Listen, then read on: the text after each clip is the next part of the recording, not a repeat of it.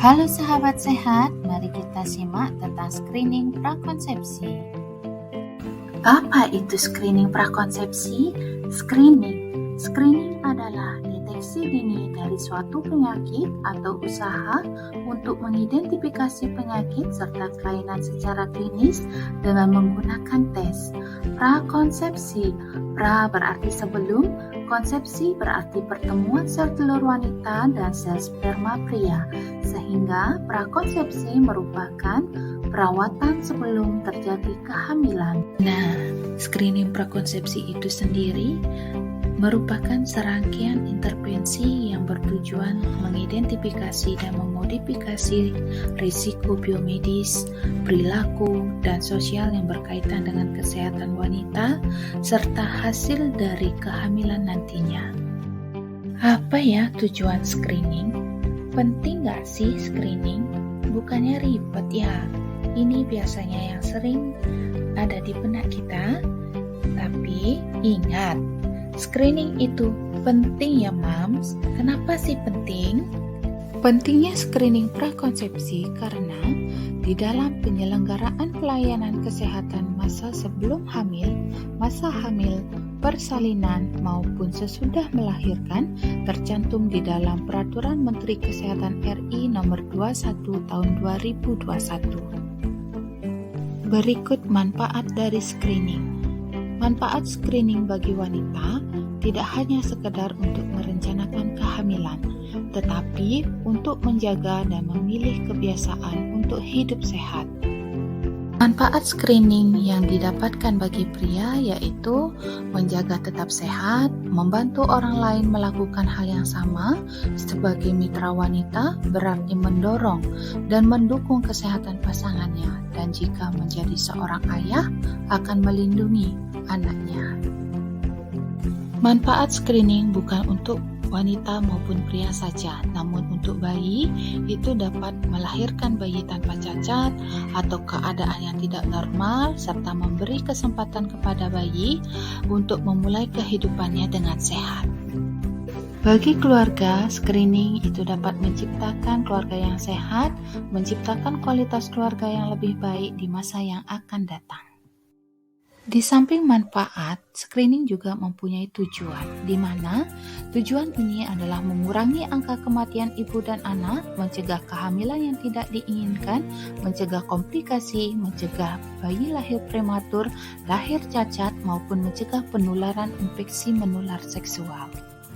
Langkah pemeriksaan dari screening yang pertama adalah anamnesa. Anamnesa itu merupakan komunikasi yang aktif antara tenaga medis dengan pasien. Tujuannya adalah untuk membantu tenaga medis mendiagnosa dan menyusun perencanaan terhadap rencana dari prakonsepsi. Langkah pemeriksaan berikutnya adalah pemeriksaan fisik. Pemeriksaan fisik di sini dilakukan dari pemeriksaan tanda vital, status gizi seperti berat badan, panjang badan, lingkar lengan atas, pemeriksaan tanda anemia, ataupun pemeriksaan fisik lengkap. Pemeriksaan berikutnya adalah pemeriksaan penunjang seperti pemeriksaan darah, penyakit menular seperti hepatitis B, hepatitis C, HIV/AIDS, maupun adanya infeksi TORCH. Pemeriksaan penunjang yang dimaksudkan di sini adalah melakukan pemeriksaan darah rutin yang umum dilakukan seperti hemoglobin maupun golongan darah. Untuk hemoglobin itu digunakan untuk mendeteksi ada atau tidaknya anemia, di mana nilai normal dari kadar hemoglobin pria itu biasanya 13,5 sampai 18, sedangkan pada wanita itu 12 sampai 16. Sedangkan golongan darah itu untuk mendeteksi ketidakcocokan resus ataupun digunakan saat transfusi. Hepatitis B. Penyakit ini kita perlu deteksi karena dapat menularkan langsung melalui cairan tubuh penderita ataupun ketika ibu hamil juga dapat menularkan kepada janinnya. Selain hepatitis B, juga terdapat hepatitis C yang dapat ditularkan oleh penderita melalui kontak darah atau jarum suntik serta melakukan hubungan seksual tanpa pengaman. HIV/AIDS. Penyakit ini dapat ditularkan melalui hubungan seksual ataupun transmisi produk darah, dan ketika ibu hamil positif HIV dapat menularkan kepada anaknya. Nah, yang terakhir adanya penyakit TORCH. Penyakit ini biasanya diakibatkan oleh karena virus ataupun parasit dari hewan di sekitar kita, misalnya saja ayam, kucing, burung, anjing, dan sebagainya, atau perantara tidak langsung dari makanan yang masih setengah matang. Prosedur dari prakonsepsi. Di dalam perencanaan kehamilan, kita dapat mulai sejak 3 bulan hingga 1 tahun sebelum terjadinya pembuahan, dan idealnya harus mencakup ketika waktu dari sel telur maupun sperma sudah matang ataupun matur, yaitu sekitar 100 hari sebelum konsepsi atau terjadi pembuahan. Pemeriksaan screening ini kita dapat dilakukan di mana ya? Nah, tidak usah khawatir karena pemeriksaan dapat kita lakukan di fasilitas pelayanan kesehatan terdekat seperti puskesmas, praktek swasta, maupun di rumah sakit. Salah satu contoh dari pemeriksaan wajib yang kita lakukan di dalam screening prakonsepsi adalah pemeriksaan hemoglobin. Nah, ketika hemoglobin kita rendah, itu artinya kita memiliki salah satu penyakit seperti anemia.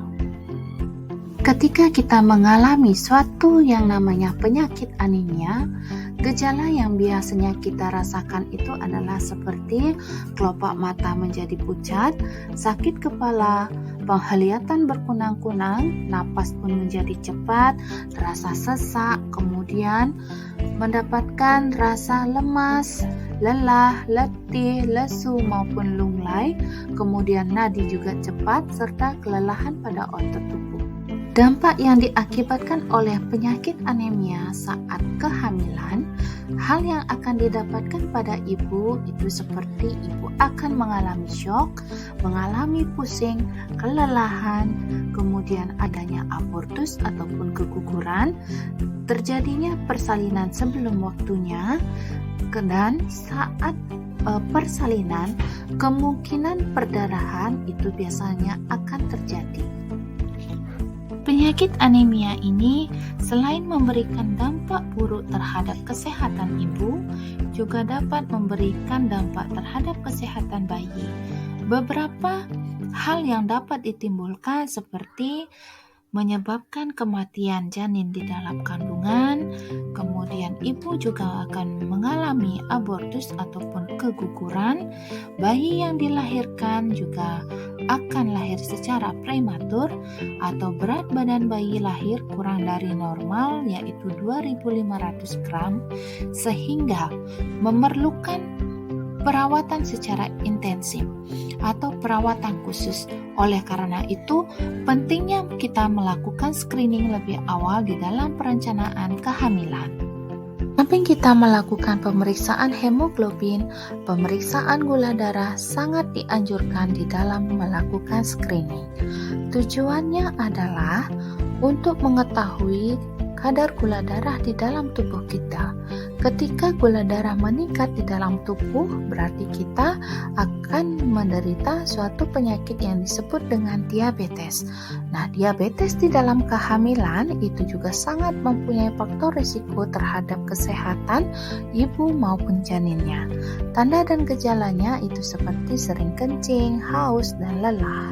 Dampak atau risiko terhadap ibu yang memiliki penyakit diabetes terutama pada kehamilan seperti jumlah air ketuban ibu akan memiliki jumlah yang melebihi dari batas normal sehingga ibu akan merasakan lebih berat, susah napas, dan posisi janin juga akan terjadi perubahan di dalam kandungan. Di samping itu juga, janin akan memiliki berat yang lebih besar dari normal sehingga berpotensi untuk dilakukan tindakan persalinan secara seksiu.